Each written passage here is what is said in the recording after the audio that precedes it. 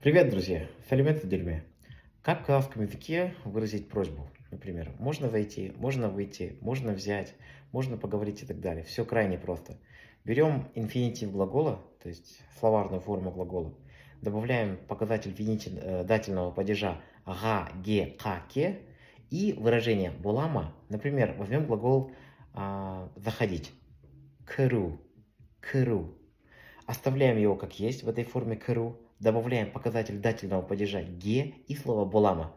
Кыруге булама можно зайти, либо можно написать, писать жазу, оставляем этот глагол как есть жазу, добавляем показатель дательного падежа га и фразу булама. Жазуга булама можно написать. Видите, как здорово. Еще один пример. Можно поговорить? Поговорить это сөйлесу. Опять оставляем глагол в первозданном виде сөйлесу, добавляем дательный падеж, в данном случае ге по сингармонизму, и фраза булама. Кеширнов, извините. Сөйлесуге булама? Извините, можно поговорить? Вот, или классическое, можно выйти. Выходить это шигу.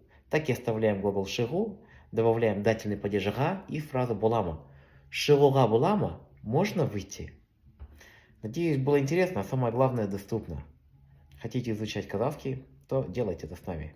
Келеске дискенче, сау болыңыз.